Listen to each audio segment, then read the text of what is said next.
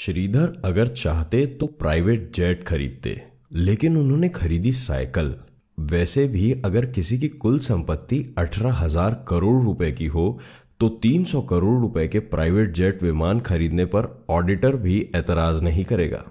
और जब पैसा अथाह हो तो फिर मुश्किल ही क्या है। यूं भी लक्ष्मी जब छप्पर फाड़ कर धन बरसाती है तो ऐसे फैसले किसी को खर्चीले नहीं लगते। शायद इसीलिए एक खरबपति के लिए जेट विमान खरीदना ऐसा ही है जैसे किसी मैनेजर के लिए मारुति कार खरीदना।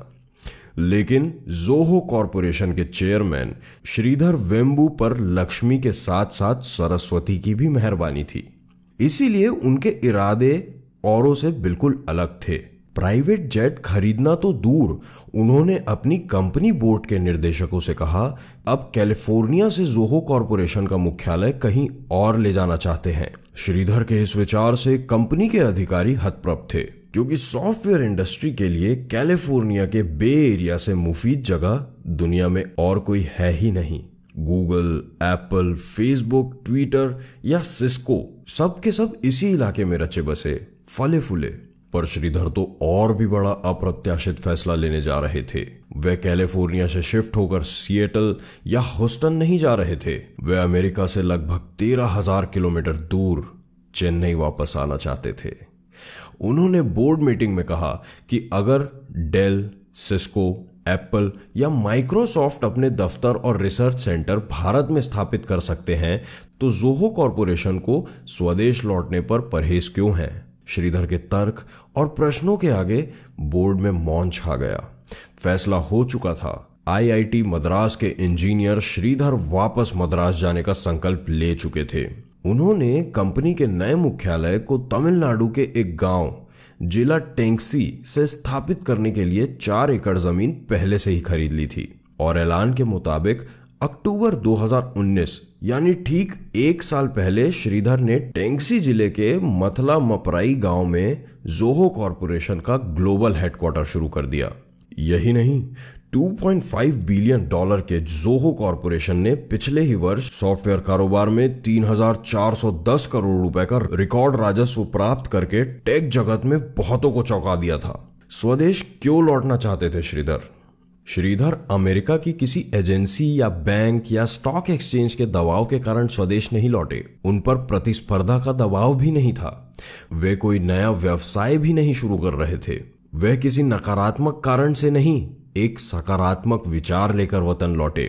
उन्होंने कई वर्ष पहले संकल्प लिया था कि अगर जोहो ने बिजनेस में कामयाबी पाई तो वो प्रॉफिट का एक बड़ा हिस्सा स्वदेश में निवेश करेंगे। कंपनी के मुनाफे को वे गांव के बच्चों की आधुनिक शिक्षा पर भी खर्च करेंगे। इसी इरादे से उन्होंने सबसे पहले मथलाम पराई गांव में बच्चों के लिए निशुल्क आधुनिक स्कूल खोले। कंप्यूटर टेक्नोलॉजी के जानकार श्रीधर गांव में ही जोहो विश्वविद्यालय भी बना रहे हैं, जहां भविष्य के सॉफ्टवेयर इंजीनियर तैयार होंगे। फोर्ब्स मैगजीन में दिए एक इंटरव्यू में श्रीधर बताए हैं कि टेक्नोलॉजी को अगर ग्रामीण इलाकों से जोड़ा जाए तो गांव से पलायन रोका जा सकता है। गांव में प्रतिभा है, काम करने की इच्छा है। अगर आधुनिक शिक्षा से हम बच्चों को जोड़ें तो एक बड़ा टैलेंट पूल हमें गांव से ही मिल जाएगा।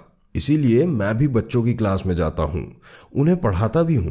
मेरी कोशिश गांव को सैटेलाइट से जोड़ने की है। हम न सिर्फ दूरियां मिटा रहे हैं, न सिर्फ पिछड़ापन दूर कर रहे हैं, बल्कि इन शहर से बेहतर डिलीवरी गांव से देने जा रहे हैं। प्रोडक्ट चाहे सॉफ्टवेयर ही क्यों ना हो, श्रीधर बताते हैं। तस्वीरें जाहिर करती हैं कि श्रीधर बेहद सहज और सादगी पसंद इंसान हैं। वह लुंगी और बुशर्ट में ही अक्सर आपको दिखेंगे।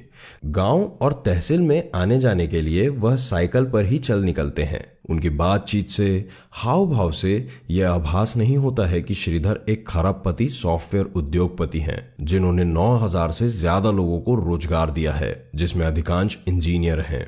उनकी कंपनी के ऑपरेशन अमेरिका से लेकर जापान और सिंगापुर तक फैले हैं, जहां 9,300 टेक कर्मियों को रोजगार मिला है। श्रीधर का कहना है कि आने वाले वर्षों में वे करीब 8,000 टेक रोजगार भारत के गांवों में उपलब्ध करवाएंगे और ग्लोबल सर्विस को देश के नॉन अर्बन इलाकों में शिफ्ट करेंगे। शिक्षा के साथ गांवों में आधुनिक अस्पताल, सीवर सिस्टम, पेयजल, सिंचाई, बाजार और स्किल सेंटर स्थापित कर रहे हैं। जननी जन्मभूमिश्च स्वर्गादपि गरीयसी।